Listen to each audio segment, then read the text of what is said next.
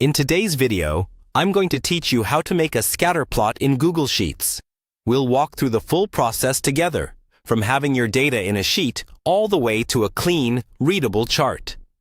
By the end, you'll know exactly how to turn a simple table of numbers into a visual scatter plot that you can use for reports, presentations, or data analysis. First, open your Google Sheet that contains the data you want to visualize.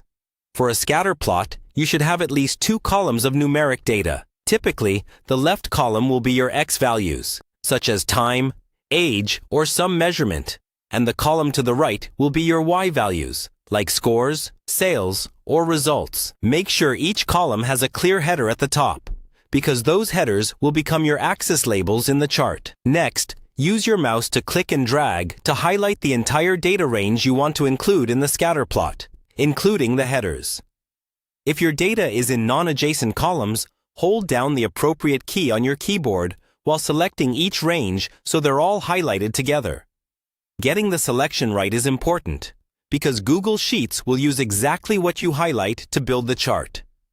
With your data selected, go to the top menu and click on Insert. Then choose Chart from the drop-down. Google Sheets will automatically insert a default chart, which might not be a scatter plot at first. That's okay. We're going to adjust it. On the right side of the screen, you'll see the Chart Editor panel.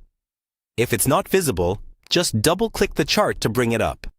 In the Setup tab of the Chart Editor, look for the Chart Type drop-down. Click it, then scroll through the list until you find Scatter Chart. Select that option, and your chart will instantly switch over to a scatter plot. Now, let's fine-tune it so it's easy to read. Still in the Chart Editor, you can edit the chart title to clearly describe what your data represents. Give it something meaningful so anyone looking at it understands the relationship being shown. You can also customize the horizontal and vertical axis titles, adjust the legend, and change colors or point styles in the Customize tab. Take a moment to make the plot clean and uncluttered, especially if you plan to share or present it.